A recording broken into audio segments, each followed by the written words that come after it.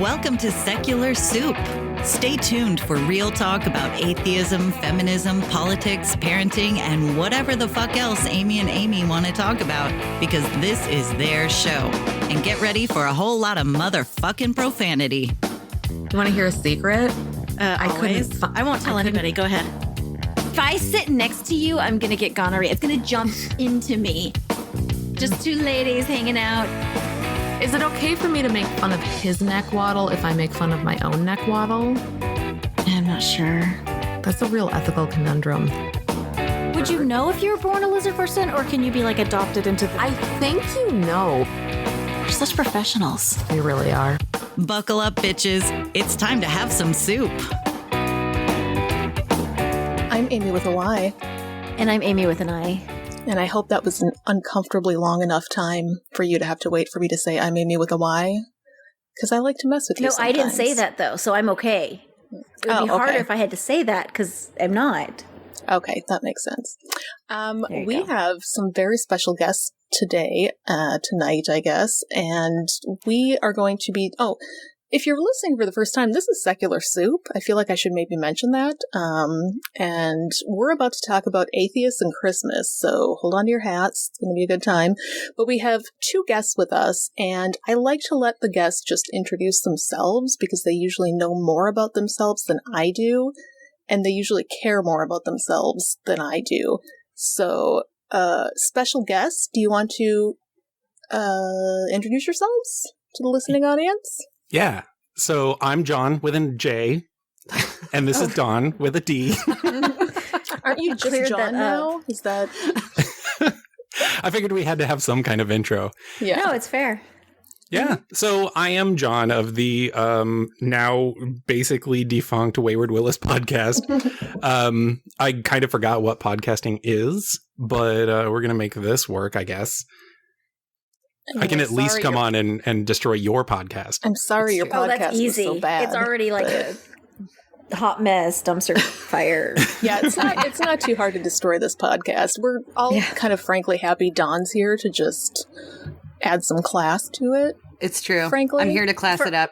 For all of us. She's going to class up this bitch. Yep. Yeah, I just feel like for the benefit of the audience, we should point out that Dawn was invited, and I know how to work the microphone, so I came along just for tech support. She has wine to drink, and she's very important. So she's drinking the blackberry wine. I'm very excited. Blackberry wine. It's delicious. It's from a local Missouri winery. It's delicious. Nice. Oh, yeah. These two are in Missouri, in the St. Louis area, I do believe. I'm yes, drinking that whiskey. Glorious garbage state of Missouri. The home of Phyllis Schlafly. I'm in Texas. Come on. Like when people start comparing him like Ted Cruz, they're like, fair enough. Yeah. Yeah, I don't know. We have Josh Hawley now. Oh. Okay. Well, and we have companies refusing to expand now because of our high crime rate. Ooh, nice. Yeah. Nice. We have a bunch of restaurants that are just going to open and defy the governor's orders. They started a group, and they're just going to do it. They have been, too. The bars have been open this whole time. Oh, yeah, we had hundreds of them. We serve food, and you don't have to wear a mask here. We're basically a church. It's like, okay, great.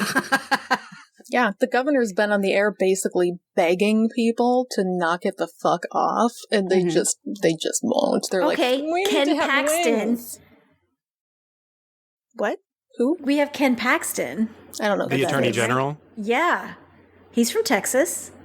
So... Yeah, but see, I feel like there are just these continuing correlations between Texas and Missouri, because when your Attorney General filed a garbage lawsuit in order to garner favor for a possible pardon from dumpster Trump, then our legislature and our Attorney General was like, yeah, that's a great idea. We're going to sign on to that too. Yeah. it's like Texas and Texas also. Yeah. Like, yeah, us too. Yeah, we're North Texas. Yeah. Well, so basically, once they lost that lawsuit, people were starting to talk about secession. It's like, come on. Do it. I have, not to brag, but I have a Democrat for a governor. Just want to rub that in. I've and never Attorney lived in a blue General. State. We have an entirely Democrat executive branch. Wow. What is that like? Right. We're here it's getting nice. Planned Parenthood's closed, and Yeah. Well, the problem is we have our own little situation, just like they have currently in the Senate with Mitch McConnell, except we have Paul Gazelka, and he is the Senate Majority Leader. So we do have a majority of Republicans in the state Senate, and Paul Gazelka is an absolute garbage person who's from my area.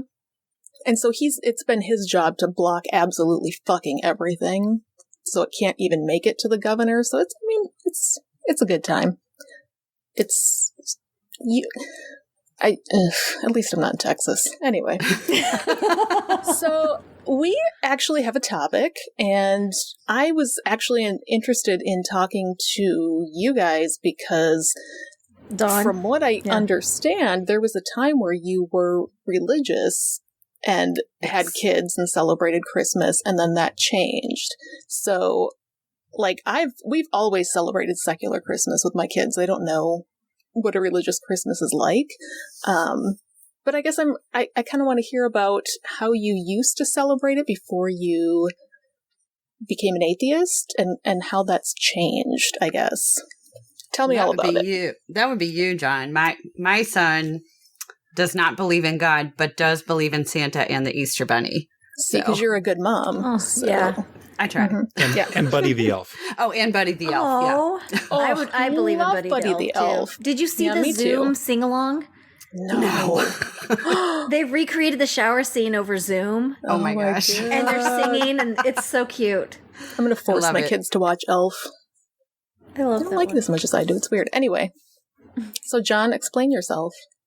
Explain yourself. Well, yeah, I mean, my Christmas roots go way back, but I feel like my Christmas has always been a little complicated because I was born on Christmas. What? Yeah. So my birthday so you got one gift. I didn't even know that. Yeah, me too. And me too. See, that's one of the things that when you tell somebody that your birthday is Christmas, then they either assume that you got showered with gifts your whole life, or they assume that you got ripped off. No, see, I'm a first of the year baby, and I know it was one gift. Yep. Yeah. Merry Christmas and happy birthday. It's like, fuck you, Grandma.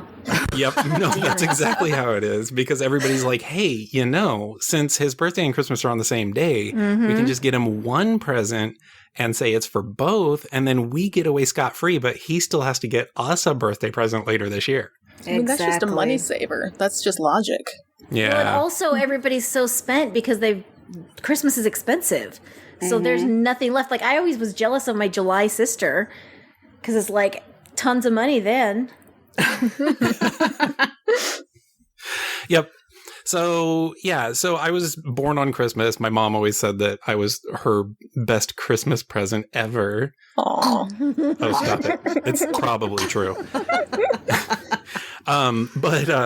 Yeah, when I was growing up, my family was very religious. And so, we did kind of the whole Christian sit down on Christmas morning and we read the nativity story out of the Bible. Which is so boring. Before presents? Yeah, it's did so you do that boring. before presents? Yeah. Are you had to kidding wait me? to open presents till after you heard that boring ass story? Oh yeah. my God. So that tapered off after a I'm while. sorry. Like once your kids get older and you want to read them a boring story, they're like, look, we've heard this 14,000 times already. Like, I think maybe we can skip it. Come on.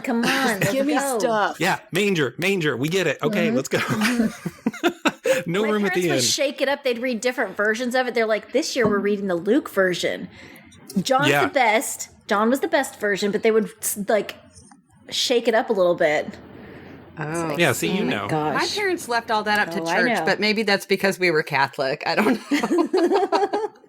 See, I didn't have to we put up drove with past the any of that nativity. You bullshit. get it. Right, yeah. My parents were such bad Lutherans that we didn't have to deal my with mom collected nativities. There were nativities everywhere. We never had a nativity. There's bathroom nativities. There's everywhere. No, my mom was Catholic, and she just chucked all of that away as soon as she got pregnant and left the house. So, wow.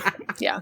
When I left the church, I gave my mom a bunch of nativities, and she was so excited. She was like, "I don't have this one. I don't have this one." Apparently, Catholics frown upon pregnant teenagers, and so she just kind of was like, "Do they?" She just noped out of Catholicism. Wasn't Mary like 11? She 12? Something like that. 14? I don't know. Romeo and Juliet. That's 14. That's scoshing it up. It's gross. I mean, if she was 12, then she needed to have moved out and got a job anyway. That's like, very what are these true. freeloading kids doing anyway? Does she have bootstraps? Did they have boots? I don't know. Sandal straps? Did they Why pull would themselves She's up by them? sleeping with God anyway if she didn't want to get pregnant or get an STD. I don't remember her being Responsibility, people. asked. Responsibility. Well, it doesn't matter. It's still her fault. Yeah. Anyway, so yeah, was I she never had to wearing? put up with that. Sorry. What was she wearing? That's the class I bring to this show. Dawn, you should be keeping me in check. I know, What right? was Mary wearing? This is the whiskey. Yeah, if you're someone listening who gets very offended by You shouldn't listen to the show. irreverent religious talk, you should not. You should plug your ears right now. Don't listen to the show. We Ever. joke about No. all kinds of things because we don't care. So, okay, so you had to listen to the boring ass story. Then Before did you could get open presents? Before you opened your birthday Christmas present, Yes. But so we also did, the traditional Christmas tree and singing carols and stuff like that. And it wasn't always constrained to just religious carols and hymns. Although I grew up in church. Like that almost literally grew up in church because we were there so much. And I know that Amy knows what I'm talking about. yeah. At 3 hours on Wednesday, 3 hours on Sunday, and then an hour every morning before school. Yeah. Yeah, so I didn't have to do the daily one, but we did. Yeah, Only when I was a teenager. Okay.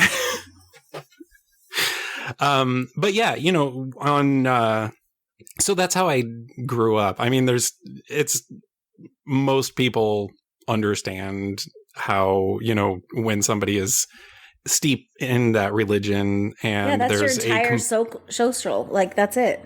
Yeah. I mean, that's what you do. And so that's what that's what everything revolves around, including all of the holidays. But for me, none of the religious stuff ever really mattered. It was more about, the presents and just the dinner and being with family and like the candles lit and the Christmas tree. And it just kind of made me feel special because it was just that time of year. Wait, did you do Advent candles? No.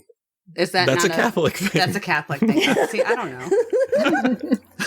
I don't even remember how many candles there were. No, we were good Southern Baptists. Okay. We didn't do that. We hated Southern Baptists. So Dawn, I remember that. If you grew up Catholic, were you raised kind of just thinking like Catholicism was the only religion? Because that's how my husband was raised. Like he was Catholic, and he had no idea what a Protestant was in his 20s because he's like, we just figured everybody was Catholic. Yeah, we had no idea, and I mean, and St. Louis is a big Catholic city. Like, oh, really? A lot of people are Catholic, but for me, like my parents decided shortly before they got divorced that they weren't Catholic anymore. They were religious science, so that was a completely different. Interesting. Okay. Yeah. So those were the only two religions I had any idea about. Okay. Yeah, just an interesting side note. Yeah, sorry. Back to your story, John. Go on. Oh, yeah. I mean, all of these asides are actually pretty interesting. Because having like a Mormon perspective and a Catholic perspective, and I think for you, your family was Catholic, but kind of marginally Catholic. I mean, probably. I think probably looking back at it, we attended church so that my parents could get the discount to send us to school. There were 5 of us. Oh, that makes sense. All right. Until they weren't Catholic anymore. So cafeteria then it was public school. I mean, basically, yeah. Mm-hmm. Well, that and, that's where my mom picked up all of her side hustles, but, that's a different story. No, can't blame somebody for a side hustle. Oh, no, that's my entire life. Mm-hmm. Yeah. Yeah, so for me, getting back to like, as I got older, the religious component of Christmas was much less important. And even though I carried my religion into my early adulthood, and when I had my first child, who was originally on my podcast with me. I forgot about that. Yeah, he didn't really get the, hammered over the head with the Bible on Christmas morning stuff because It's boring. Because it's boring, and also because that's just not, I guess my personality type is not the type that just kind of follows and does things for the sake of doing them or because somebody told me that I should. And so I always had a hard time with like carrying religion into my life, as I got older and older, because I was just like, I don't want somebody telling me what to do. And I don't want somebody ruining my good time. And Sometimes those two go hand in hand, though. yeah, true. But yeah, my kids largely grew up, and I think it's because my oldest was still too young while I was still going to church and still like trying to cling onto those last vestiges of Christianity. And by the time he was old enough to really like think about things or be self-aware, I had already stopped going to church. And so our Christmases were really kind of religion-free at that point. Well, that's good. So you didn't fuck up Christmas for your kids, is what you're saying? Yeah, he's saying I he tried did not to. correctly. That's nice. I mean, I'm a terrible dad, so I fucked up Christmas for them anyway. In but different ways. Yeah, just in different ways. Yeah. Did you Yeah. have a nativity set before? So, like, how far into your kids' growing up, I guess, did you become an atheist? It was probably, I would say, it was probably like 5 or 6 years. Oh. Maybe So 5 not that years long. after he was born. Okay. Yeah, not that long. Not like Amy, because- who strung them along for a few years and, Yeah, I know. Amy. I know. But yeah, I had already started the process of coming out of religion at that point, and like that wasn't really the big internet push with like new atheists and all of the atheist channels on YouTube and crap. And so it was kind of a really slow backslide, as we would have called it, out of religion. Until I started discovering, some of this content online where it was like people talking about what the Bible actually says and what these practices actually mean and what the history of these traditions like Christmas specifically really stem from and sort of the pagan roots and like how obvious it is if you aren't just slathering religion all over everything in your life with no forethought whatsoever. Yeah. So when did you start your YouTube channel? I don't have a YouTube channel. We're not going to talk about that. I'm going to go look him up at some point. Well, No, I mean there is a certain point in your baby atheism that you are kind of angry and really want I used to vent go pick and fights. talk I'd about go stuff. into like Mormon groups or whatever, and I would pick fights. Or I'd call my dad. That was always good for a fight. Yeah, when you become an atheist, there's a good, usually 5 years of the anger phase where you're just like, I was like, God damn it. Well, because the problem is, I mean, John was like saying it was kind of like a slow backslide because you're not entirely sure you're not going to burn in hell. So I don't know about you, but I kept one foot in the door just in case for a while because I wasn't entirely sure. It wasn't until I was fully convinced in my brain because I wasn't entirely sure because I'm like, I think this is logical. All of this is what makes sense in my head.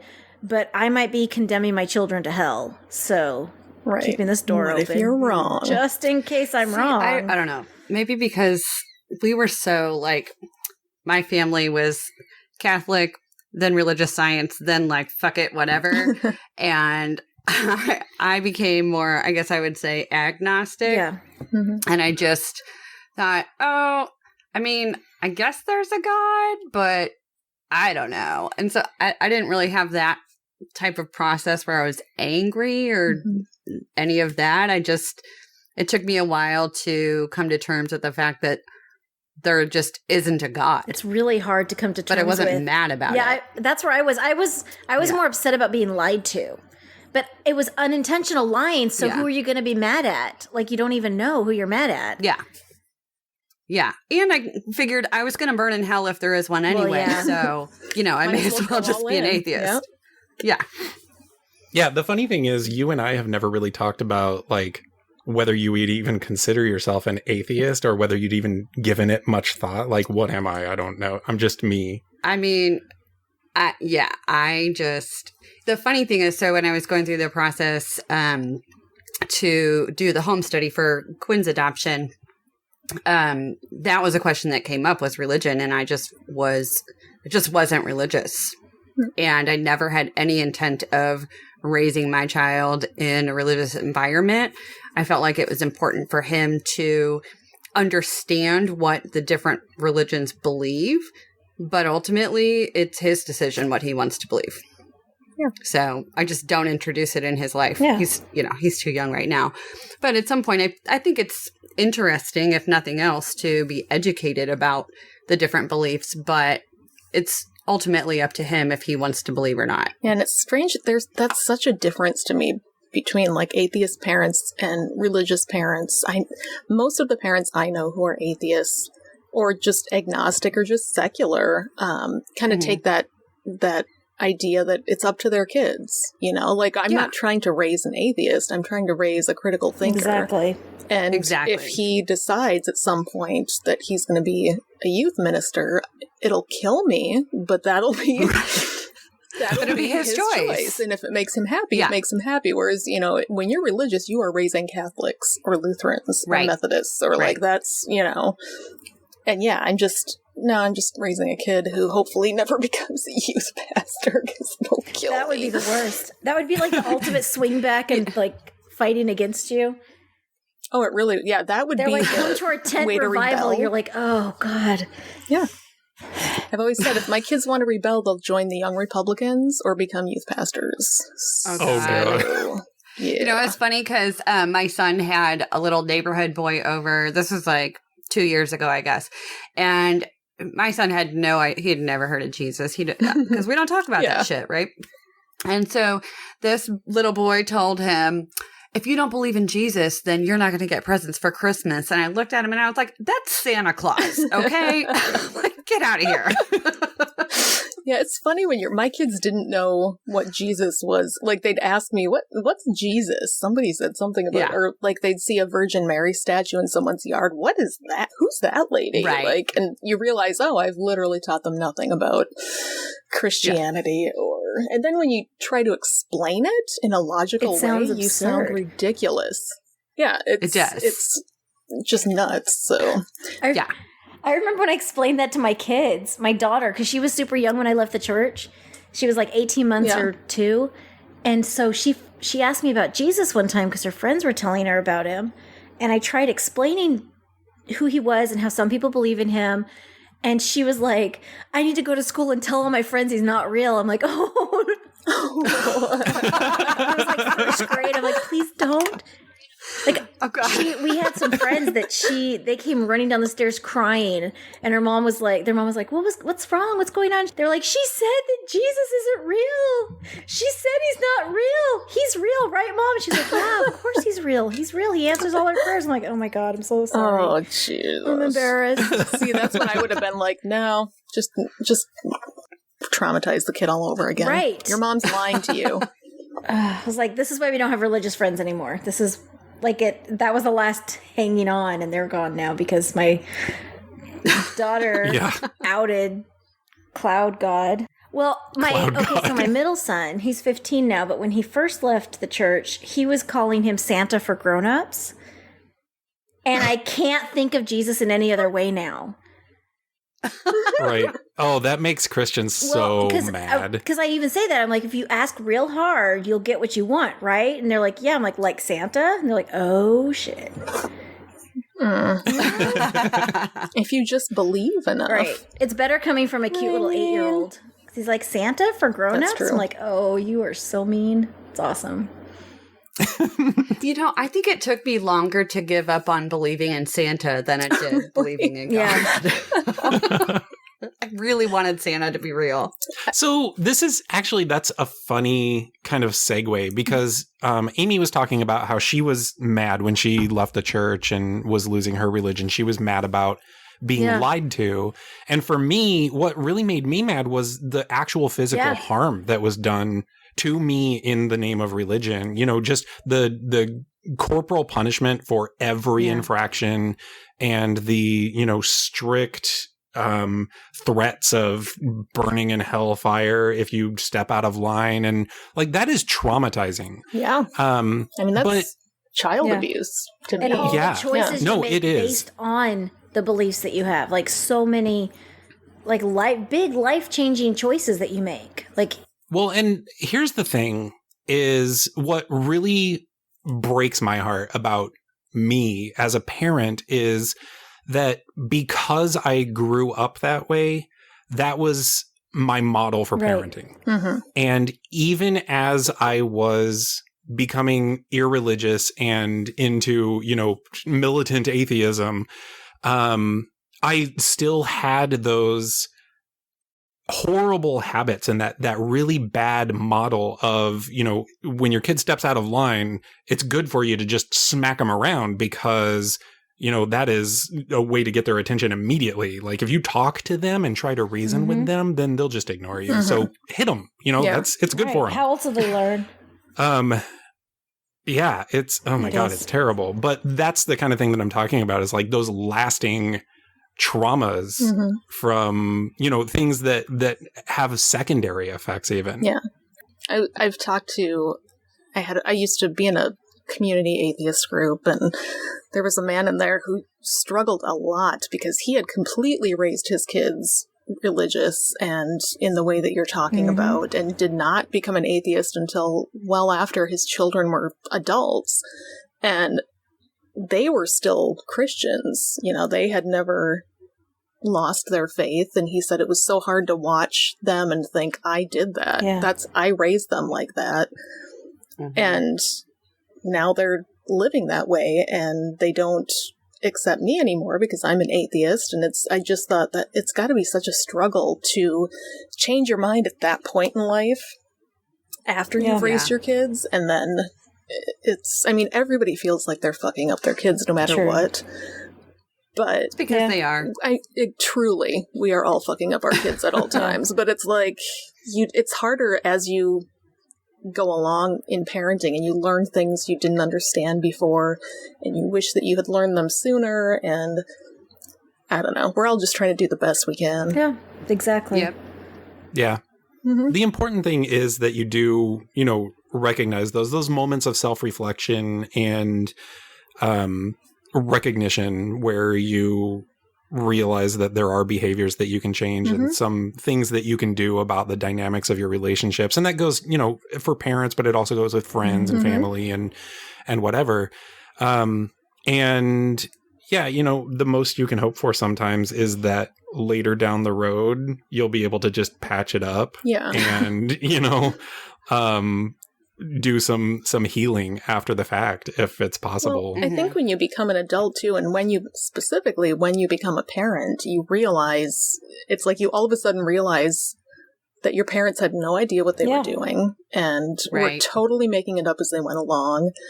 And I think for me anyway, it's helped me really humanize my parents and realize that, oh shit, they didn't have a big plan for what they were doing. They were just doing the best they could. And they weren't doing it on purpose. Whatever they did, it wasn't. They weren't doing anything to There's no forethought. hurt me. It's no. Right. Yeah. No, they were raising us the way that they saw their parents raise them, and so on. And well, like John, I had to break the mold, and it's really hard going completely off-road and raising your kids completely differently than you were raised. Because I don't know if John experienced this, but I got so much pushback from my parents that I was doing it wrong because I wasn't doing it the way they thought I should. Like, because I didn't spank, I was spoiling my children. I was letting them get away with everything. They had me wrapped around their fingers, like whatever, like all these little codes for you're fucking them up. Because I refused to like slap my kid. You know, I'm like, I'm not going to smack their mouth when they talk back. I'm just going to have a conversation with them. Yeah, I did not have that experience, and probably because my parents were fucking tired. They had 5 kids, and by the time to all of you. I mean, honestly, we lined up for the belt. Yeah. It was, and it was always youngest to oldest. I'm in the middle, so it was traumatic for me every time. But I think by the time that I was able to adopt my son, there were already several other grandkids, and my parents and I just weren't super close in my adulthood.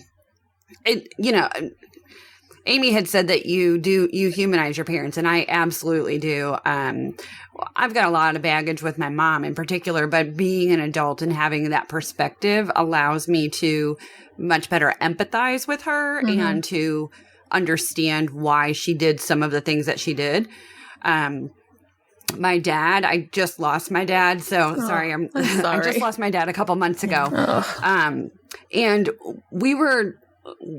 we became very close when my parents got divorced, and my dad was, excuse me, my dad was very important to me, but life gets in the way, and as you get older and start having your own kids, you just don't have as much time to spend as you used to. So I did not have that judgment.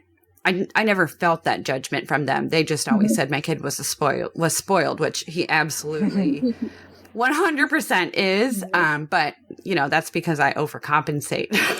Well, I think I get a lot of especially lately when you probably didn't listen to our last episode, but for people who did, I went into this long thing about unschooling, and I have pulled my kids out of school, and it's something I've given a lot of thought to, but trying to explain to my parents why I'm doing it, it kind of...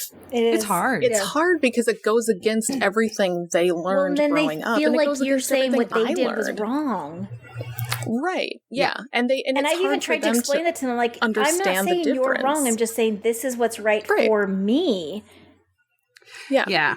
And I think for me, like my family, I feel like the black sheep because I live my life very differently than everyone else. We were raised in a pretty conservative family, and I am not conservative at all. I think the older I get, the less conservative I am. And I try to purposely raise my child that way too, to be open-minded and embrace other people. And so just I distance myself from my family because of that, because I feel like I don't fit in and I just don't want the conflict. It's so hard for me to hear because it's difficult. I just have one sibling, but my brother and I and my parents, we get along amazingly well. I mean, my brother he's a person that I would love to sit and have conversations with more than almost anybody. He's just funny, and we get our politics completely align. And my parents were always good parents, doing the very, we all have good relationships. And I hear so many stories of friends that had just awful childhoods, and it makes me feel glad, I guess, that I got stuck with the pregnant teenager mom that I did. Yeah, you should. The dad that did the right thing and married her, and it turned out okay for them. You're lucky. We were joking You're one of the lucky that my mom gave us guilt to go down for Thanksgiving, and we like hemmed and hawed because we're like, it's COVID. And finally, they're isolating, we're isolating. So we did this whole, we got all the kids, and we drove down, and we did this family trip down for Thanksgiving. And then she was, mean to me the whole time. Literally the entire time. I was like, I'm still just, baffled. This is, 3 weeks later. I'm still baffled that she gave me guilt and shit to just drive down there to be, passive-aggressive and rude the whole time. I actually ended up stupid drunk on Thanksgiving because I kept slipping vodka in my drinks because I could not handle it. Like, it was ridiculous. And like, every time she'd say something, I'd go in my sister's room. She has like an apartment off the back of their house. And I'd go in her room, open up her freezer and pull out her vodka. And she's like, Mom. I'm like, yep. And she's like, what'd she say? I'm like, I don't even remember. I need to block it. I don't even know. Oh, Meanwhile, my mom 2 months ago is like, we're not doing Thanksgiving or Christmas, right? We're just not doing it. Like, it's, you know, my brother and I both have no, it was one or the other with her. So I don't have the kids on Christmas. So here you go. You get Thanksgiving. Although she did decide, she's like, because we have a very solid tradition. Christmas Eve, we go to my husband's parents' house. Christmas Day, my parents and my brother come over to our house. It's the same every year. But this year, we're not doing Mom Christmas said, Eve this year, because of COVID and because we can't get together, she's like, I'd like to try to find a way to make it kind of special. So she's like, I was thinking maybe we could do something kind of like Hanukkah, where you open a present every day. Oh, that's fun. Leading up to Christmas, and they could just be smaller things. And I'm like, yeah, that seems like a really good idea, actually. And my brother has twin girls, so she's like, I could send them presents, and they could just like each day leading up to it. And my first thought was, this is an amazing idea. We can get all these, but now that I've gotten into it and I've spent way too much fucking money on presents for my children, because I'm like, okay, what are we gonna do? Day 1, day 2, I gotta get them on this, and you know damn well it's just we're going to have to do it every year from now on, because my kids next year aren't going to be like, what, we're not opening presents 5 days early this year? Those kids are just going to sit there. We're just going to have to keep it going. Month. Oh my God. It's just, my son's already losing his mind because we get to start opening on Sunday and he just can't take it. So that would be me. I was the kid who I could not freaking wait. On Christmas Eve, we got to open one present, and then Santa would come when we went to bed, and I was up at like 2 or 3 in the morning. No shit, trying to figure it out, counting everything. Oh yeah, if the tape was loose. And by the time that I would wake my brother up, because I like mastered the art of feeling my present and figuring out what it was, and always, middle kid syndrome. I always noticed how many presents everybody else had versus how many I had. It's definitely a middle kid thing. But I would get up and about 4:30 or 5, I would wake my brother up, because we were not allowed to wake our parents up until at least 6. So I'd wake my brother up and then we'd count 7 p.m. or 7 a.m. Yeah. So one by one, we'd wake everyone up and then get mom and dad up and open presents. But by then I knew what I got. So, Oh my God. Yeah, but it's kind of funny to me. Like, my son is, I always think that he's going to be like that, where he's going to be, up super early, and he's not. Thank God. My kids don't care. I mean, he cares, but I mean, it's like he doesn't realize fucks. it. Oh, mine care. We do on Christmas Mine don't Eve. care. Like, they come out, they're like, yeah, whatever. Should we open it now? Whatever. Geez. Like, they don't care. I was out there, and Santa at my house when I was growing up would set up the toys. Yeah. So we'd walk past the toys really slowly to go get my parents, who were on the other side of the house, and we'd like turn on all the lights and look at everything first and then go get them. And they're like, you guys already looked? We're like, no, we just walked past.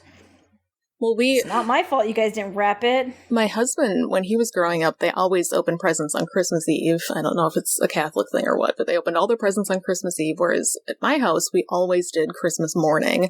And we would usually go to my mom's parents' house and then have all of my cousins there and my aunts and uncles, and it was kind of a free-for-all. We would all just open all at the same time. And so when we, had kids and got married and, we're trying to figure out how to negotiate holidays and what we were going to do every year, we go to his parents' house Christmas Eve, and their tradition is very much eat dinner first, have some conversation. Dad goes to the bar with all the male children. We all wait around, and then a little bit later, when everybody's good, then we open presents. But we open presents one by one. That's what we do. Pass them all sorry, youngest to oldest. And my kids just can't. They're like, oh my God. They already have attention issues, and waiting to open the presents just kills them. And I appreciate it as an adult. Like, I hated that as a kid because, again, middle kid, I always had to wait. They never started with the middle. They always started either oldest or youngest, and we had to wait our turn. But as an adult, and, you know, I enjoy giving people gifts.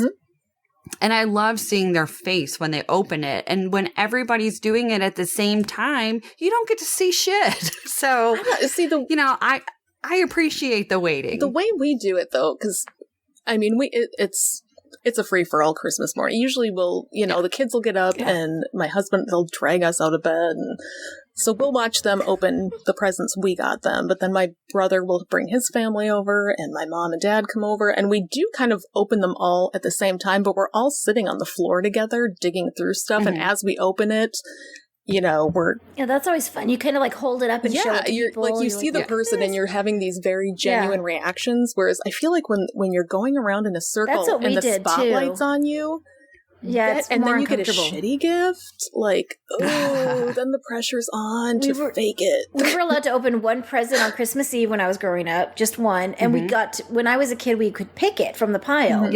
And so we would like reach in the back. We're like, this one's from grandma or whatever. Like we knew which ones were the good ones. And so we'd try to open that one.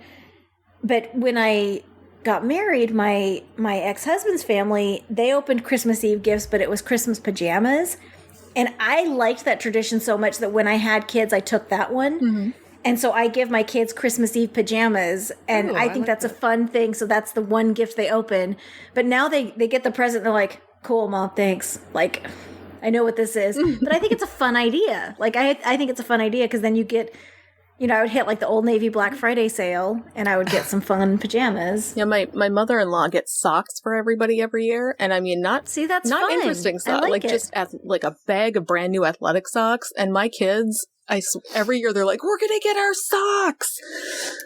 Oh my gosh. My nephews are like that. I never buy them socks. And yet all three of the males in my house wear out socks. Like you can't, there's just always holes in all of them. And by the end of the year, they need that new replenished stock of socks. And my mother-in-law has such a hard time buying for me because I don't wear socks like that. Like especially when I was working, I just would always wear nicer outfits and I just didn't fucking wear socks. Not athletic socks, but I wear fuzzy socks constantly. The very first Valentine's Day I was with Gentleman Caller, he got me this big packet of like black and white, like really fun socks. Nice. And it was like the best gift ever. I've lost all of them now, but it was like the best gift ever. The other day I wore like have them. Two from I just wore them all the time. But I wore two different ones from the package and he was like, did you find some? I'm like, sort of. I found two. Well, his family, they do have a Christmas sock tradition, too, where they get Christmas-themed socks, and you have to wear them on Christmas Eve, and I like that one. Like, that's cute. fine. See, I like that. You all have to bring your Christmas socks. Because we all wore the pajamas. Christmas morning, we'd go back over. Yeah. We'd all be in our pajamas for the pictures. It's cute. Yeah. Yeah, Dawn and I got matching ugly Star Wars Christmas sweaters. Of course you did. See, that's great. Oh, that's in fantastic. my family for a while, we had a tradition. We had the ugly necklace, which my mom gave to one of us as a Christmas gift. And just my mom's taste is just god-awful. So I don't even remember who she gave it to. But it was so terrible that we decided it needed to stay in circulation. And so every year for Christmas, one of us siblings got the ugly necklace. I love that it was so pretty much. Great. That's a great tradition. That's fantastic. We do that with a hot dog card. Oh, I like it. So my sister worked for a card company for a long time, and she had this box. Like, it was a damaged, quote-unquote, damaged box. So she took it home, and it was full of blank cards with, like, a hot dog on the cover. And it said something like best greetings or something on the inside. And so, like, we would open it up and scratch it out, like, really obviously and write, like, happy birthday or Merry Christmas. I got one for my wedding. It's like cards for everything. We'd go in the box and it was like, happy anniversary. It was just hot dog cards. Every single year, we usually have Christmas and Thanksgiving at my house just because I love doing that shit more than my mom does. Like, we live in the same town, but she is not a hostess. She hates doing anything like that. So, and I'm like, yes, decorate the whole house. But every Thanksgiving, my dad steals something from my house and wraps it up and gives it to me for Christmas. And he has enlisted my children to help him do this now. Oh, yeah. And nice. We do that too. Yeah. We get like one shoe. It was like a pillow. Oh, no, he steals nice stuff, like a nice braces one year, or like their retainer one year. Oh my gosh. No, he takes like nice. Yeah, my brother was like, I've been looking for that for 3 weeks. His retainer was like under the tree the whole time. 2 years in a row, he stole the same thing, and I didn't notice. It's like this blue That's owl funny. that was sitting in my entryway that I didn't even notice it was gone. So I'm kind of sad that this year that's not going to happen. That's because it wasn't the cat. He hasn't been here, so yeah, he hasn't tried to steal the cat yet. I don't think they would put up with that. Did you guys? Oh yeah, you saw the cat I sent her. It's fantastic. Which cat? What now? Did I see that? The one with all the gnomes. Oh, the gnome cat. Yeah, no, he hasn't stolen that, but that's outside right now, so maybe he wouldn't. He did steal my Black Lives Matter sign just to fuck with me, because he knew how bent out of shape I'd get over it, and I love that people are repurposing Trump signs to make them Black Lives Matter signs. Ooh, I saw that a lot on TikTok, that someone is going over to their parents' house while they're at work and painting them and making them into Black Lives Matter signs. I love and it. putting them back in their yards. yeah, with my parents, we always do just funny like my mom and dad they're like, don't spend money on us. They get anxious about it, like, don't spend your money on us.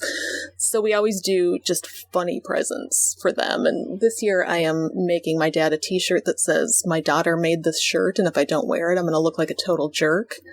And then I'm just going to see how long he wears it for, because and then I found him an autobiography on CD of Laura Bush. Oh my gosh. Which sounds like the most boring, but I run a thrift shop, so I come across all this free garbage all the time. So I'm like, oh, saving that for Christmas for Dad. That's funny. Open that up. And I had a Bill Clinton's autobiography, but I never read it. nice. See, now you can regift it to somebody in the family. And Yeah, Sweet. I really can. what is, Dawn and Jon, what is your current Christmas tradition look like? Like, what things did you keep Not from... your COVID tradition, because Not those the don't COVID count. one. That's different. Yeah, no. If this were a normal year, what would you do on Christmas? So on Christmas morning, Quinn's dad and I, we just coordinate. So whoever has Quinn on Christmas morning, the other parent comes over early, and we just wait for him to get up. Mm-hmm. So he'll be here this year, so it'll be chaos over here. Mm-hmm. And he's 10. And he's 10 and ADHD. And, yeah, he'd get along well with my 10-year-old. Yeah. Yeah. Same. all my kids. Yeah. So my ex will come over in the morning, and we'll do presents with Quinn. And then we do breakfast. And then he always That's goes very over. friendly of you. Yeah. It really is. It's we good. get along better not living together. So Yeah, I'm pretty jealous, like, both of us having been divorced and had very different experiences with our Yeah. exes.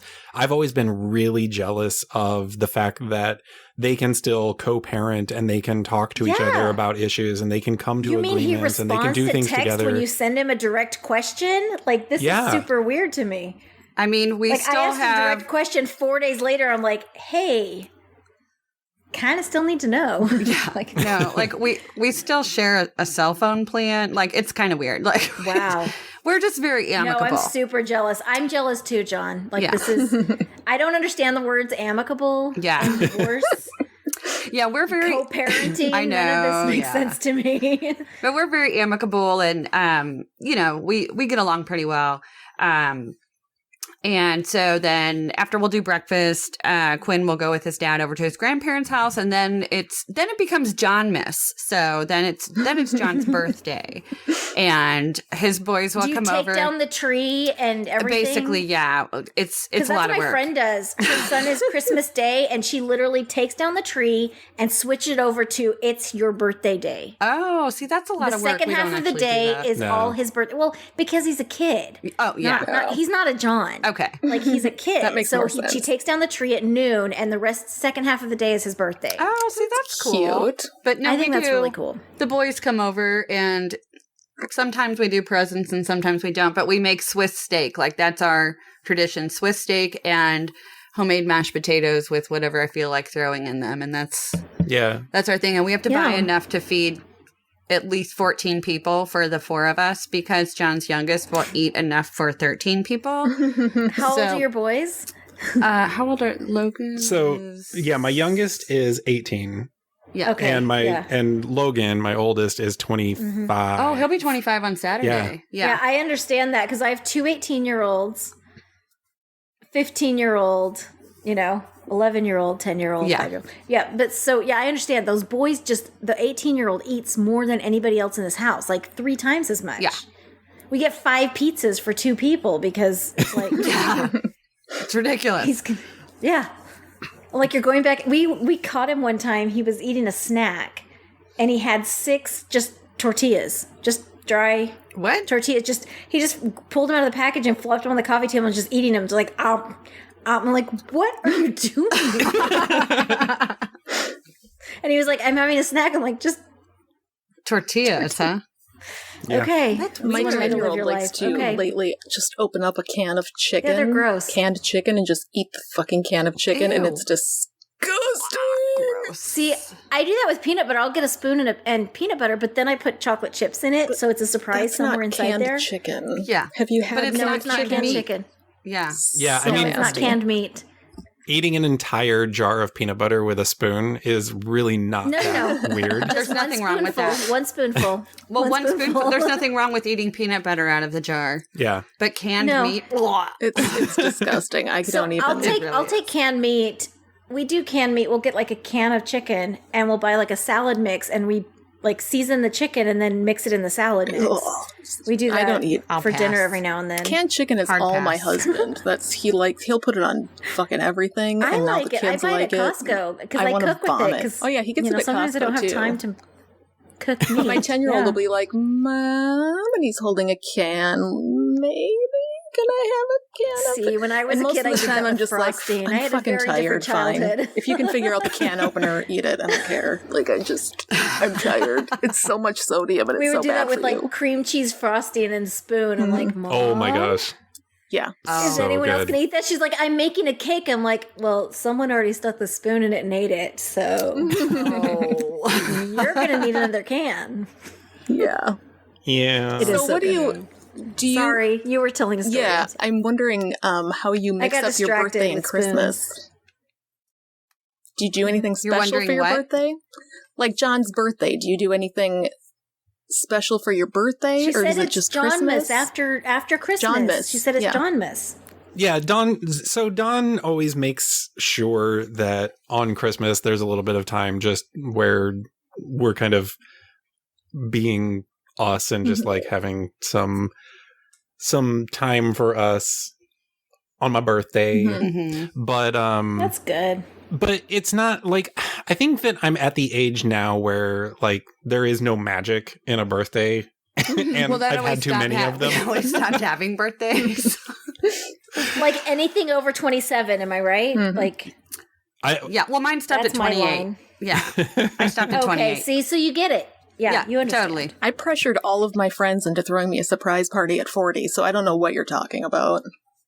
Oh my gosh. And they did it. I have no idea what turning 40 feels like, so. I don't either. But that made me laugh because, so John's oldest son was over here over the weekend and we were watching a movie in our new home theater. And he's like, this is going to sound really egotistical, but are you guys planning anything for my birthday next week? And we're like, it's your birthday next week? Oh my God. We're just like, you're a grown-up with your own mortgage. Why the fuck would we plan a birthday party for you? Oh, like, watch the movie. This is from both of us. No, when I was... Exactly. Yeah, happy early birthday. It's a movie. We gave you a wine cooler and dinner. Yay! That's what I tell my kids. I'm like, oh, what did your grandma send you? Or they're like, I got this. I'm like, did you see my name on the card? Because it was there. Boom, done. I have my... oldest son does not know this yet, but I have gotten him no less than 4 pairs of Zubas for Christmas. His favorite pants in the whole world. What is a Zuba? They're from the 90s, and they've made a comeback, and he's in love with them. He actually got 2 pair from my brother, who actually had them from the 80s and was just getting rid of them. And my son was like, what are these? I want to try these on. And now that's all he wears. So oh my gosh. every time I go to a thrift store, I have to look for Zubas. What is a Zuba? Do you seriously not remember Zubas from the 90s? I have I don't. never heard of them. Oh my God, I'm you guys. Were you alive old or back too then? young to remember because it was from the 90s, so I'm not sure they're what the the answer zebra would be. striped pants from the 90s. Oh, Like the loose, like baggy The fit. very loose, baggy, Like zebra striped. Sinbad? Yes. Like 92 Sinbad? Yes. I didn't know okay. those had a name. But not quite MC Hammer pants. The company's Right. named Zuba. No, those had the Velcro. Do you remember the Velcro? These do not have Velcro. This has a... I don't either. It's okay. But they make their own neon colors. So, like... Oh my gosh. Yeah, he currently has... No, I remember those pants. They had like the bubble on the side legs. Yeah, they're awful. But he thinks they're the most... And I found a neon pink pair at a thrift shop. The 90s are back. Like, my daughter wears like cropped tops and high-waisted things. Zubas still exist. You can go online and purchase new ones. I just learned this because I did that. So, and then I bought some for my younger son thinking... I keep getting ads for Doc Martens and I'm about to order some. Well, you should. I remember I couldn't afford the real ones in high school. I only got the knockoff. I've been listening to and I think it's about time I get the real ones. I've been listening to the Jagged Little Pill musical, and it makes me happy because I love musicals and Jagged Little Pill, and now I they've love combined, Jagged Little Pill. So I can't say which year it came out because I can't do math right now, but I remember listening to that on loop. I can't ever do math, so... Well, no, so if you lie about your age significantly, you can't subtract and add things true. like right up. It's true. And this whole charade you have to keep up. Yeah. Exactly. You start telling lies, and then the lies get bigger and bigger, and you can't keep track of them. Mm-hmm. Exactly. It's like that story I heard when I was really religious and in like primary school. It was like that little snarly black swirl cloud that kept growing with every lie that she told. So now it's like I have an almost 18-year-old, but I'm only 27. Mm-hmm. It's like it keeps getting bigger and bigger. And then I take selfies. I'm like, I'm going to add a lot of filter on that. Kids just keep getting bigger and making you look older. It's... Exactly. My son came home from school one day with a picture that he had drawn, and he handed it to me, and it said 48 on it. And I was like, what the fuck is this? And he was like, well, Mom, it's a picture of you. And I said, why does it say 48? He's like, that's how old you are. I was like, I am not. I am not. You know what? I was like, go to your room. Favorite. Now you're not. Oh my God. Yeah. So then he's like, well, how old are you? And I was like, I'm 28. And he was like, oh. And so the next day he went to school. He drew another picture and brought it home. And he's like, is this right? Is this better? Yeah. Well, my kids do those Mother's Day things. And my daughter said 31. I was like, aw. Yeah, no. I was very excited about that because I was not 31 at the time. My oldest son thought I was fucking 60, but I just... Oh my God. He just doesn't understand what that age means. Well, yeah, they don't understand age. They just know old. Just old. He used to... Oh my God. Yeah. He used to call my husband's mom his old grandma and my mom the puppy grandma because she has a puppy. Oh my God. And I'm like, you can't ever tell that to your grandma. But then I told my mom and she thought it was hysterical because she wasn't the old grandma. Because again, she was a teenager when she had me, so she's still relatively young. But yeah, it was pretty funny. Well, my mom was naked grandma. Nice. What? Because when you knock on her door, she's always like, hold on a second, let me get dressed, because she's hot. So she strips off her clothes and lays under the fan. And so my kids called her the naked grandma, and she thought that was the best thing ever. My God. That's hilarious. I love it. Yeah, for a while they called her tire swing grandma because she had a tire swing. My husband's mom. Tire swing. Kids are weird. They're in their own universe. Well, mine was Nan Antonio for a minute too because she lived in San Antonio. Oh, that's clever. So she was Nan Antonio. Yeah, I like it. I like the wordplay. So going to visit Nan Antonio. What things have you? I know a lot of people listening, there's not a lot of people listening, let's be honest. But if there are people listening, more than there used to be. There are people listening who maybe are not atheists. Fine. Amy, I'll go back on Tinder. I'll send it Thank to everybody. you. That's how we got a lot grow. of listeners. No, I'll sleep with them all. It's fine. I feel like for Wear a a lot of mask, people, it's when you fine. first become an atheist, you're like, well, God damn it, now I can't celebrate Christmas anymore. And then I think, like you said, John, the more you start to learn. I kept my nativity up forever. Well, the more you learn about where the traditions come from, you're like, oh, fuck yeah, I can have that. Yeah. That's a pagan tradition. And so now I just go all out on secular Christmas. It's my favorite thing in the world. I live in a cold, dark place, and it's the only thing that makes me happy in the winter. So yeah, you can be an atheist and still love Christmas. Absolutely. Yeah. I kept my nativities up, and my mom came over and she was like, you don't believe in that anymore. Why do you still have your nativities up? And I told her, she hated my answer, just prefacing. I was like, it's the same reason I put bunnies up for Easter. It's just fun.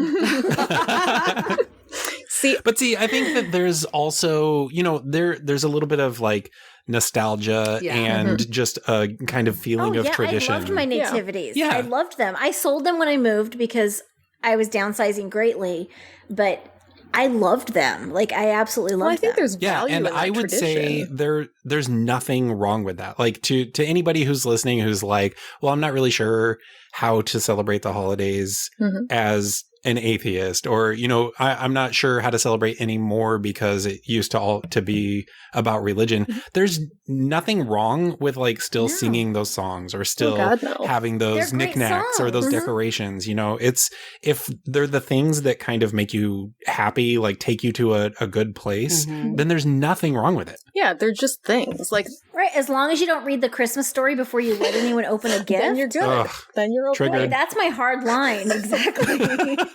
We did it on Christmas Eve, but that's my hard line is don't do that. Yeah. See, we never did that. My We parents did an old Bethlehem Christmas one year, like at the church. Like everybody dressed up. There was vendors. They made old coins, and there were all these vendors, and everybody was wearing like old timey, like basically, what is that like? Burlap outfits. It was terrible. I think we, for a year or two, tried singing "Happy Birthday" to Jesus, but we all felt it was weird, and my family just kind of dropped that one. See, the Mormons are insistent that Jesus' birthday is in April. I mean, it could be. They're probably more correct than other Protestants are. It coincided with Joseph Smith's birthday. It just happened to. It works.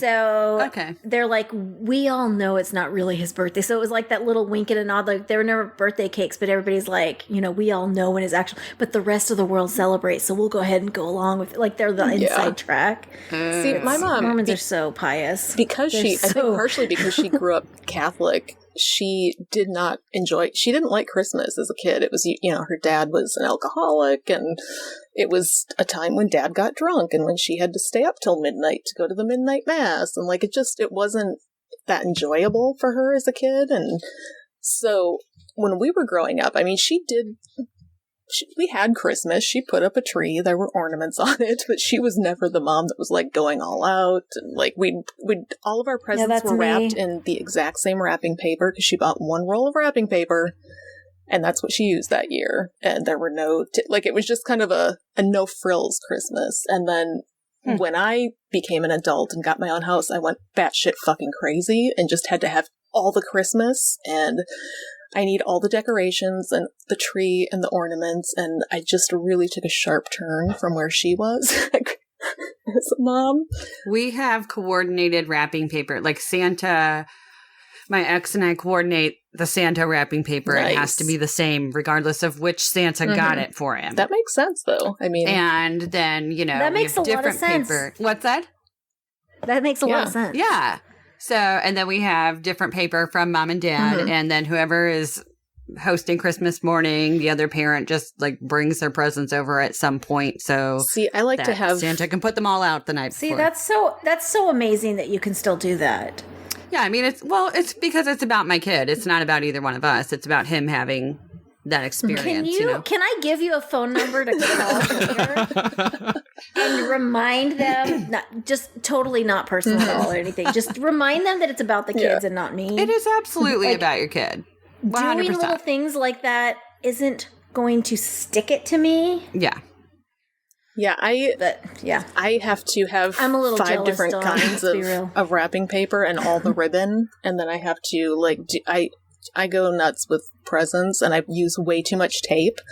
So usually I'll wrap a ribbon around it that nobody can get off. See, my sister is like, she's obsessive about wrapping. Me too. And she's like so pro that she'll use one piece of tape now. Nice. See it? No, I use See, a lot John of does tape. all the wrapping because And I can't. she'll do I love it. I'm not very good at it, but yeah, she'll do that. Well, she'll like one piece of tape and she'll like boom, like right there. You're like, how? Yeah. Like it's origami, elaborate, like fantastic. And I'm sitting there like basically wrapping the roll of tape around the whole thing. Yeah, it looks like a 5-year-old did it if I try to wrap it. So I have John do it, and he uses very little tape.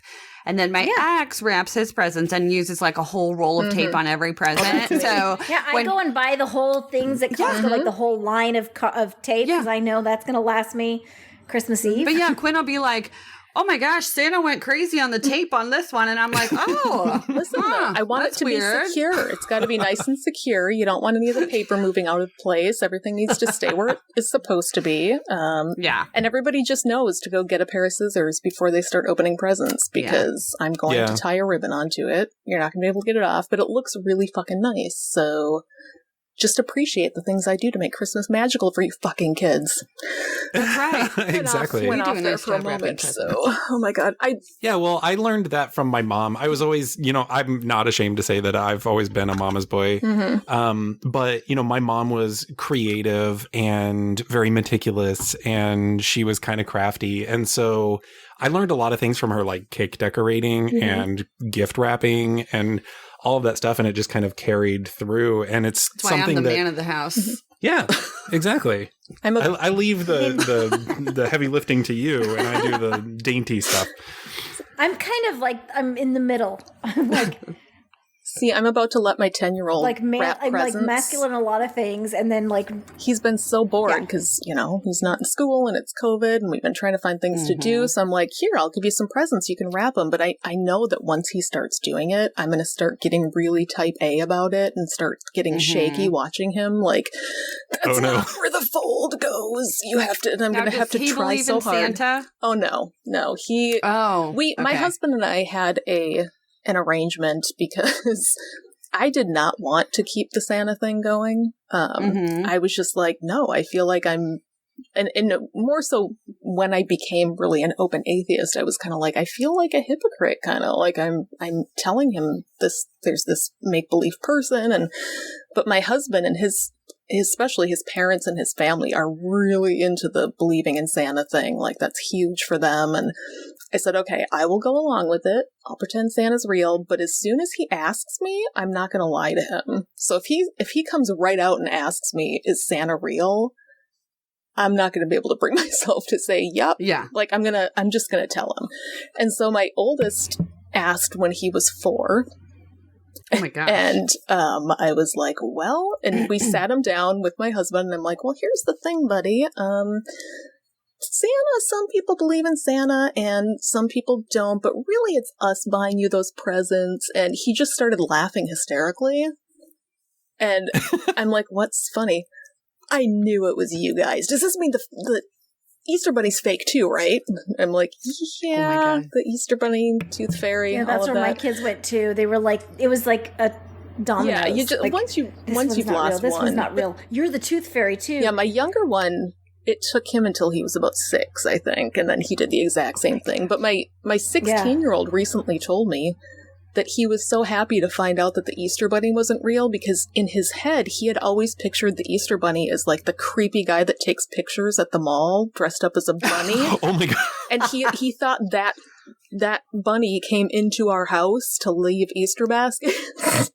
Oh my God. And it terrified him. And so he's like, when I found out there was no Easter Bunny, I was fucking so happy about it.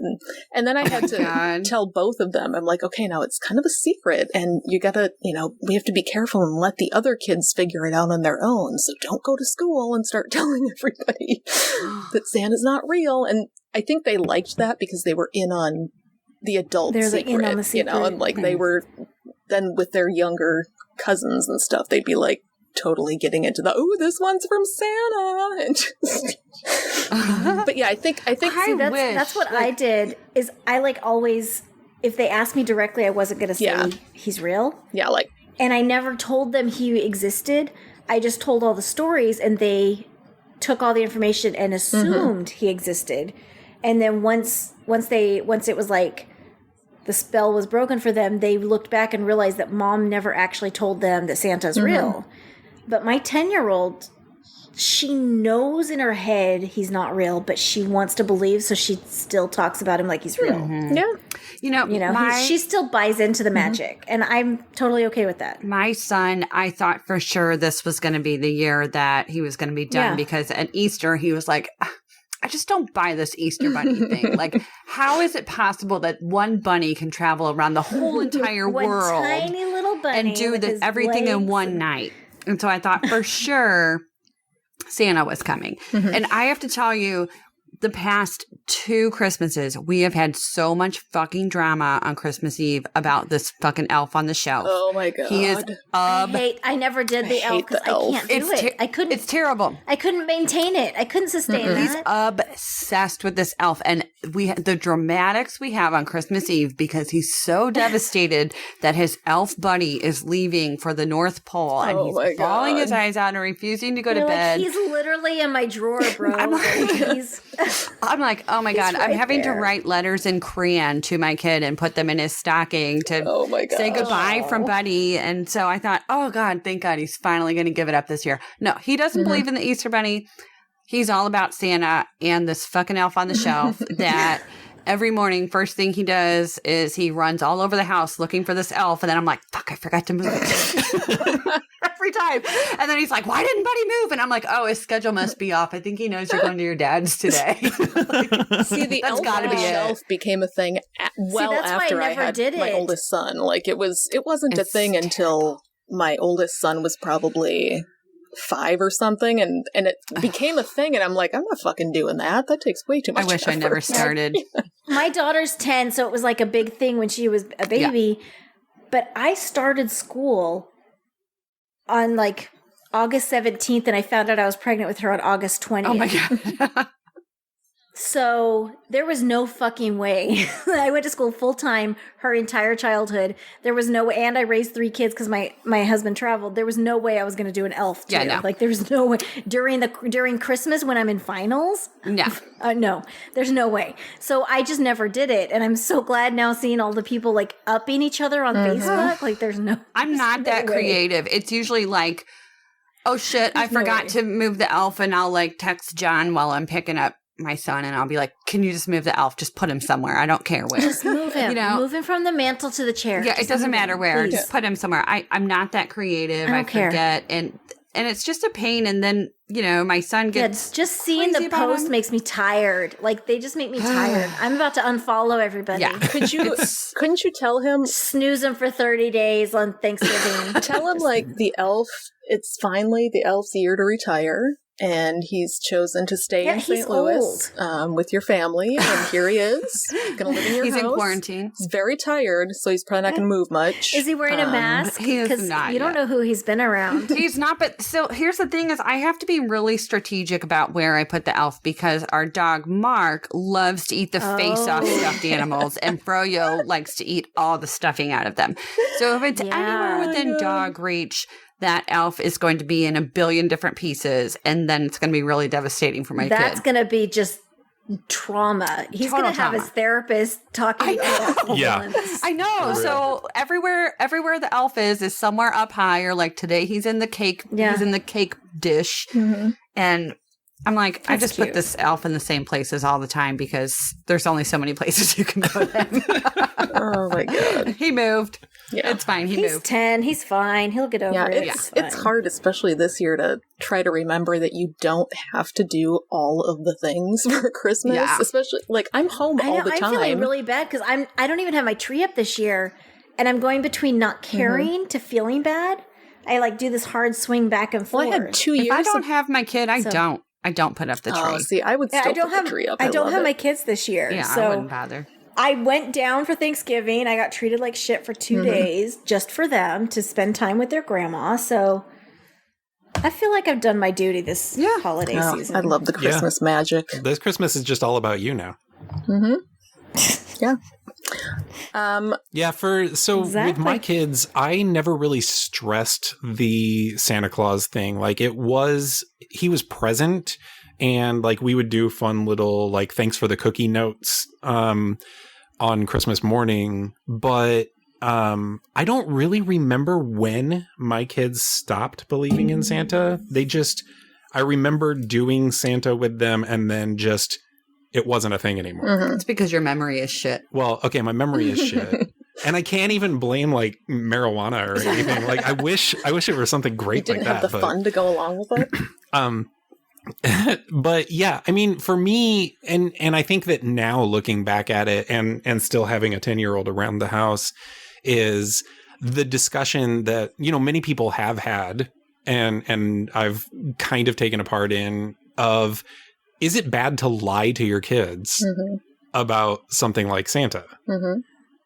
And lying to your kids, I think, is sort of a moral gray area. Yeah.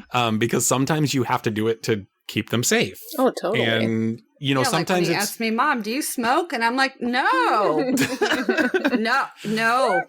Oh, yeah. My son was like, one time he was talking about, he's 18, and he was talking about trying marijuana at school. And he was like, I don't think you understand. You've probably only been around it like once or twice.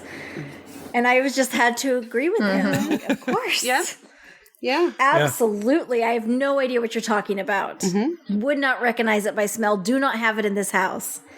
McDonald's isn't open right now. So, they close at 3 p.m. So I'm sorry, but we're not going to be able to get anything from McDonald's. Oh, that was now. Like when Dawn had told her kids that Power Rangers was broken on the TV. Oh, no, that was my ex did that. I was stuck with Power Rangers, and he told Quinn it didn't work on his TV. I told Quinn I was allergic to McDonald's, and that's why we couldn't eat there. Oh, that's funny. Fantastic. Anyway, you were saying something. Like I said, trying to keep them safe by lying. Mm-hmm. But yeah, I think that there is a really big difference when you're talking about the harm that lying does in religion. Mm-hmm. And, Amy mentioned that, like that just being really angry that you were lied to and being lied to about Santa, because the consequences of those lies are vastly different. Yes, absolutely. There is a certain, Santa's watching you, you should be good kind of component, but that's really just like... You should always be good, you little prick. Yeah, you should always treat your parents well. Like any excuse to treat your parents well is a good reason. It's true. Yeah. But, you're not being told that if you're not good, then Santa is going to take you to a lake of fire where you're going to burn for eternity and have your skin stripped off and, you know... Wow, did they get into that level of detail? Oh my God. Have you never heard my dad talk about what hell is? No, he but see, I'm talking Catholic. about I don't remember going into any of that level of detail. Yeah, I grew up with a father who was very fond of the gory details of the crucifixion because he thought that it would guilt you into being good for Jesus because he went through so much suffering for you. I'm thinking of the same guy who's like, I shouldn't tell you this, but I just shit myself. Well, yeah, and he'll also tell you that he was a hired mercenary and he's a trained killer. Oh my God. So can we get him on the podcast? Oh my gosh! Wow, that's but I think that building traditions around fun little things like the Easter Bunny and Santa Claus that don't really have consequences, and like when the kid finds out that. It wasn't Santa Claus, it was my parents all along, then what does that mean? I mean, that means that your parents loved you and they were doing these nice things for you every single year and they weren't taking credit for it. And like, that's not a bad thing. If my kid only knew what I had gone through to get a PS5 this year. Oh my God. You Salty. got a PS5? Okay, listen. Okay. No, we are not going to have this fight on air. Okay, it's not a fight. I'll just tell you, I happened to ask the people that work for me, I said, if you happen to come across one, please let me know. And one of my employees took that as challenge fucking accepted. Wow. And I cannot tell you how many times I was like getting ready to get into a meeting and he's like, Costco now. And I'm like logging in, trying to get it. And then he's like, Best Buy now. And I'm like logging in, trying to get it. And he's following every single bot on Twitter.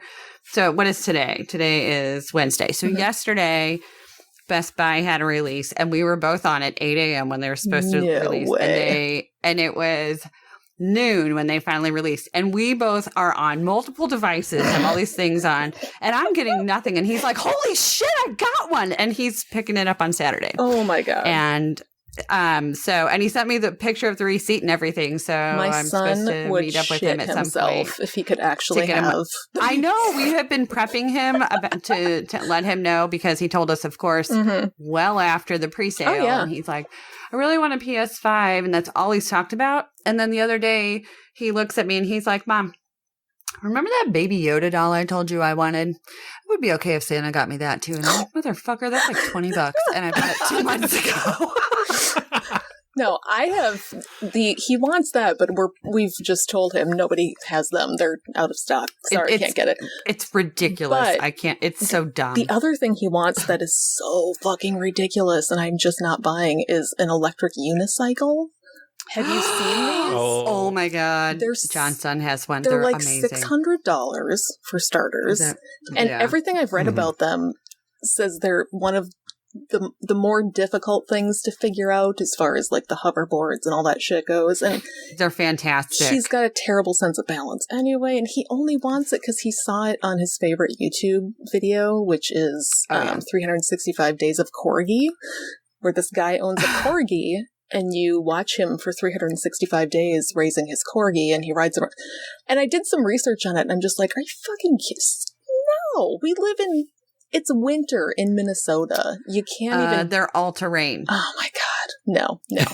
I'm just saying, like, John's son has one. It's pretty amazing. The hoverboard that he wanted before he saw the electric unicycle, those have come down in price now. So those you can get for like $130. So I'm like, how about a hoverboard? Look at these. There's lots of different colors. And so before Quinn told me he even wanted a PS5, I got him a hoverboard, and then there's an attachment that goes with it that makes it into a go-kart. And I was like, this looks really fucking cool. And if he won't use it, I will. I'll ride it around the cul-de-sac out front. I did see the go-kart Well, there's like an attachment, for the hoverboard where you can sit in it. I may get him that too, because that would make it even cooler. And we do have a big building. We're building a new store. It's a long story, but there's a big empty building right now that is going to have heat in it, and he could ride it around in there. But I'm just like, I'm trying my best to.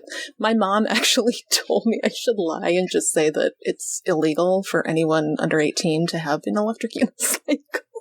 So, okay, and I'm like, fun fact, I will tell you that God forbid if something were to happen to your child while they're on the electric unicycle, the law is kind of unclear. At least it is here in Missouri. Yeah, so my youngest son got his was a 9-bot by Segway. That's the one he wants, yep. Yeah, and it is amazing. It is an amazing piece of technology. I'm not even going to lie. And my son got really, really good at riding it, and it was his primary mode of transportation, like to and from school and just around like to work and back when he started working at like Jimmy John's and stuff. And he was amazing on it, but this one day he was riding it on the shoulder of a road, and a lady, he wasn't supposed to be, but he was riding it on the shoulder of the road, and this lady tried to pass him in a no passing zone, and there was oncoming traffic. So she swerved back in and just creamed him. And and the 9-bot survived, and he got brain damage, but He's spent a couple days in ICU. Yeah. So what we were trying to figure out is when you have a unicycle like that, it's not technically a bicycle, and you're not technically a pedestrian. It's not like a skateboard. And so like, where do you fit in the law? Are you a pedestrian? Are you another motor vehicle because it's actually motorized?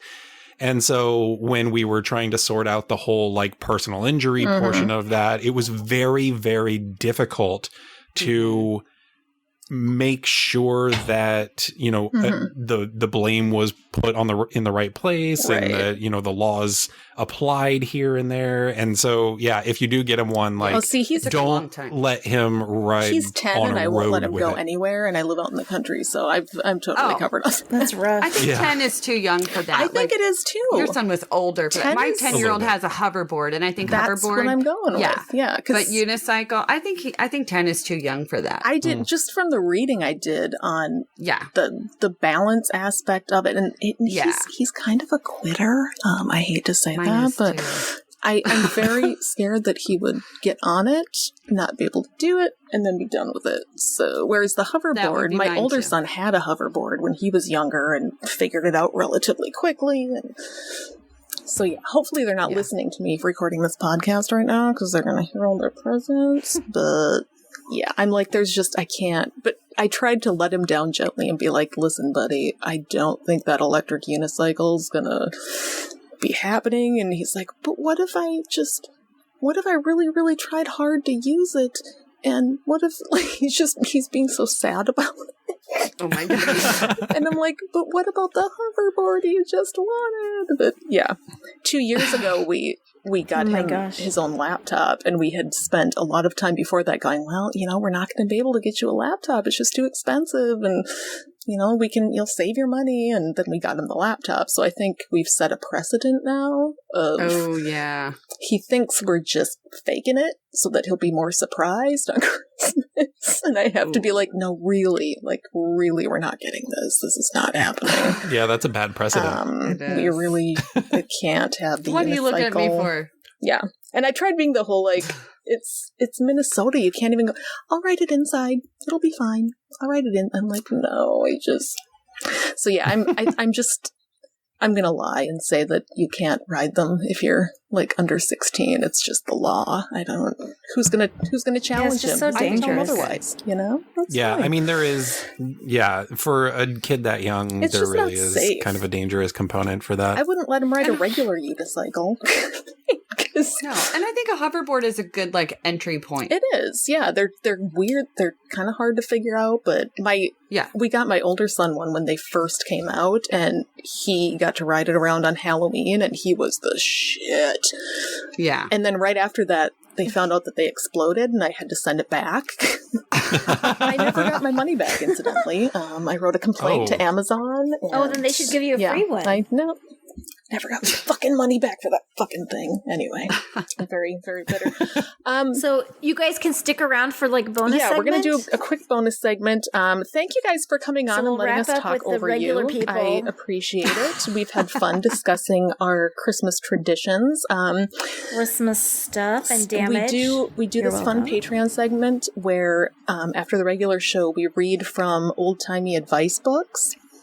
So I have a book called Complete Etiquette for Ladies and Gentlemen, and we are going to go through some of the rules for wine drinking and card playing and boasting. Yeah, we figured this is very pointed. Yeah, I need more wine, though. Smoking. There's also one on smoking. It's going to be good. Well, she doesn't smoke. I've asked her So I would really like to smoke right now. So if you could come over here and just bring me one cigarette, I would love that. Oh my gosh, that just made me think of that old cigarette ad where it says if you blow in her face, she'll follow you anywhere or something like that. Oh my gosh.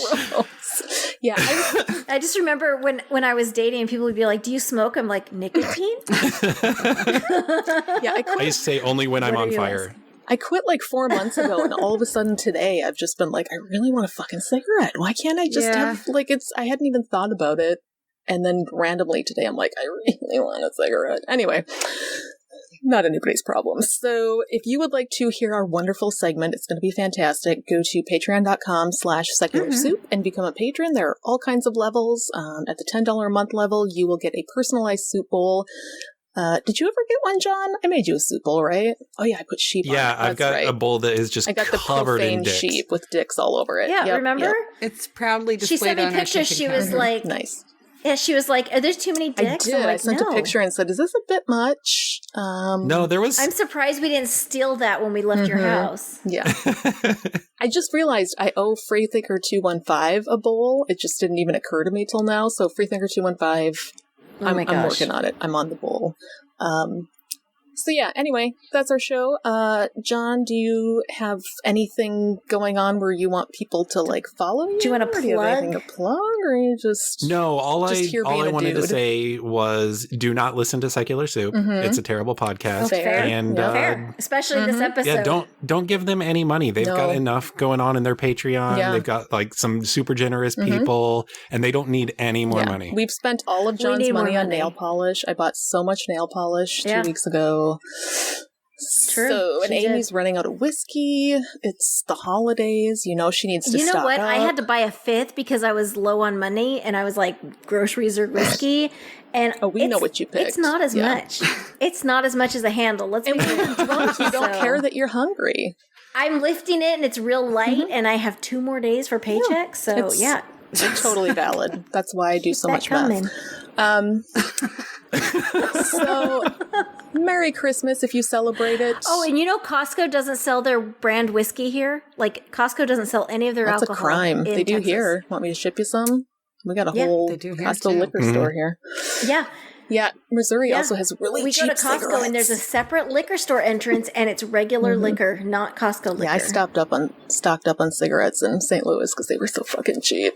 Anyway, they're all gone now because I smoked So I have them. to drive to St. Louis to get Costco liquor. I probably just have to drive do to it. Oklahoma. No, Just not stay with Oklahoma. Jon. It's fine. Probably Kansas. Yeah, we have room. Yep, they've got space. Okay. All right, thank you everybody for listening. I have 15 COVIDs. Do you want it? Amy, the show's over now. Say goodbye to everybody. Okay. Except we're not really leaving. We're going to record a bonus episode. So please join us on Patreon so that you can hear our fun bonus episode. And then you can go back and listen to all the other episodes and hear those bonus segments, which are also funny because we do this almost every episode. So We really do. thanks for joining us. We will see you next time. Okay, teach us stuff. Let's hear this thing. Okay. Bye. Happy Jonmas. Bye.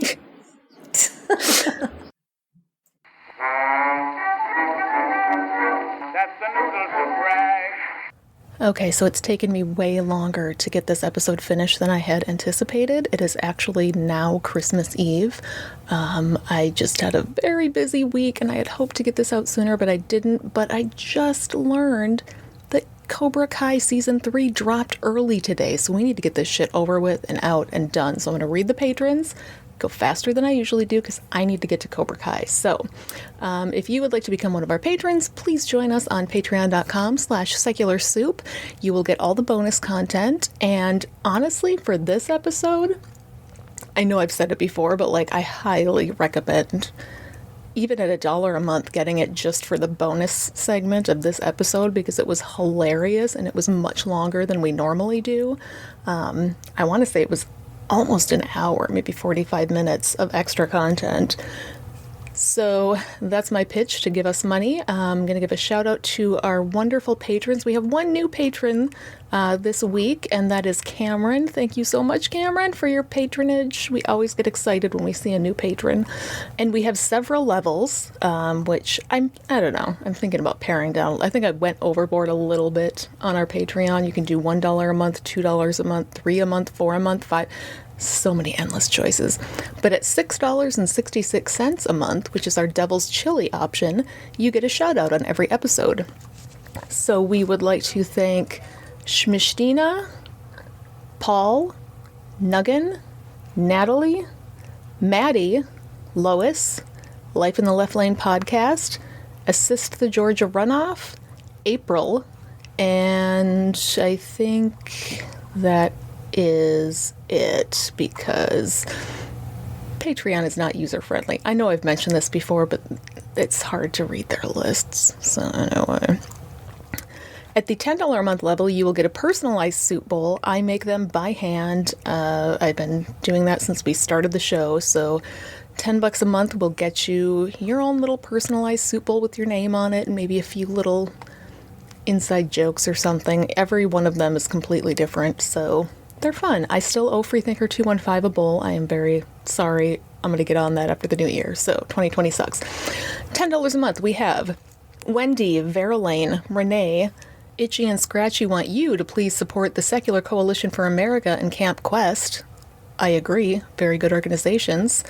And because it's Christmas, I mean Christmas Eve, but I'm going to go with third favorite Rich. I think I did second for Thanksgiving. I honestly don't remember because I don't care enough, but I think we're going with third favorite Rich. You're welcome, Rich. Let's see, did I do, Elven Engineer. I forgot Elven Engineer because you're right at the top of the list and it's, god damn it, Patreon. And our highest level, the Blueberry Dessert Soup level at $20 a month or above. We have our final 4 patrons, the 4 that give us the most money so we can spend it all on nail polish. Speaking of which, Live Love Polish, Dell recommended it. It's fucking amazing. You have to go to their website, Live Love Polish, but oh my god, it's a wonderful nail polish. So anyway, our $20 a month patrons. We've got our favorite patron, Ashley, our just perfectly fine patron, Randall, and Uncanny Valley Alert. That's a new name. Uncanny Valley, if you don't know what that means, look it up because it's super fun. I can only assume that they are referring to the Tom Hanks Christmas movie, which I can't remember. Oh, Polar Express. It's a terrible fucking movie. Don't make your kids watch it. You'll scar them for life. But that's an example of Uncanny Valley. And our top patron, as always, Just John from now on, who you just heard from on this very episode, and who you can hear even more of if you just give us like $1 a month. That's it. Just one.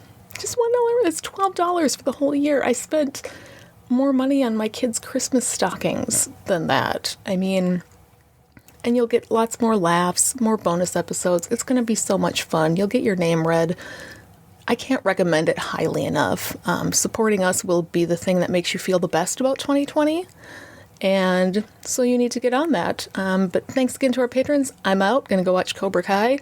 If you are a patron, enjoy this next bonus segment because we had so much fun recording it and it was fantastic. Otherwise, we will see you next episode. Goodbye. Thanks to all of you motherfuckers who put up with the Amy's droning on week after week. If you enjoy their delightful bitchcraft, please follow them on all of the social medias and send them all of your money on Patreon or PayPal. You can find them on these platforms by using the Google machine. It's not hard. If you want to bitch with other fans about the show, join the Secret Soup Talk Facebook group.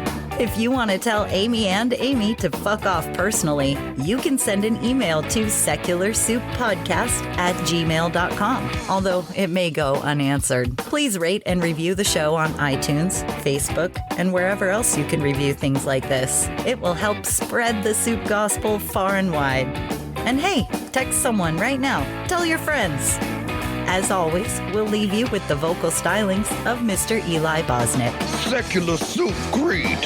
Soup is the ultimate virtue. It's delicious, nutritious, patriarchy smashing, racism fighting, warm and fuzzy, human affirming, fun having, anti-theist, glitter throwing, tummy satisfying, pair of new shoes fulfilling, diversity seeking, happiness. Minestrone, beef and barley, chicken broth and split pea, gazpacho, tomato, clam chowder and potato, chicken noodle, beef noodle, egg drop and ramen cup, miso, gumbo, leek and pho. Grab a bowl and taste the magic. Slurp even this. So Amy, what that means Okay. is Let me open when it I up. get to the 0, don't click it on the 1. What's my click it on the password? Do you 0. remember my PIN since you're doing this for me?